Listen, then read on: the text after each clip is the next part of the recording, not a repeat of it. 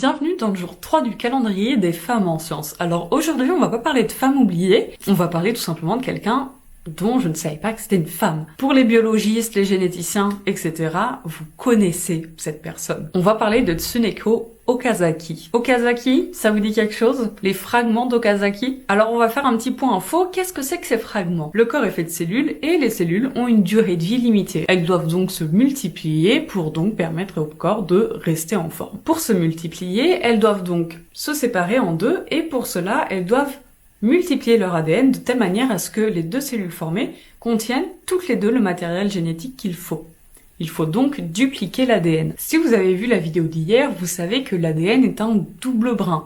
Donc c'est comme si vous prenez une ficelle et qu'en fait vous en collez une autre par-dessus. Et donc pour pouvoir lire l'ADN et le recopier, il va falloir séparer ces deux brins d'ADN et les lire. Mais c'est là qu'il y a un problème. Quand on schématise le brin d'ADN, on voit 3' et 5'. Qu'est-ce que ça veut dire? Eh bien, c'est tout simplement le sens de lecture. Quand on lit le français, par exemple, on lit de gauche à droite.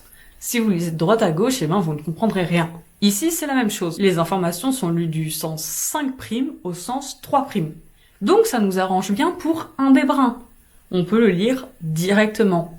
Par contre, l'autre brin est à l'envers.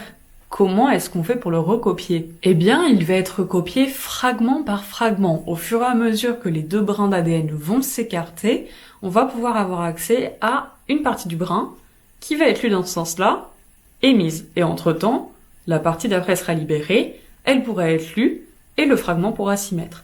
Et c'est donc ces fragments-là qu'on appelle les fragments d'Okazaki. C'est donc grâce à Tsuneko Okazaki que l'on sait comment se réplique l'ADN, ce qui fut pendant longtemps une grande question. Je vous donne rendez-vous demain pour encore un jour avec l'histoire des sciences faite par les femmes.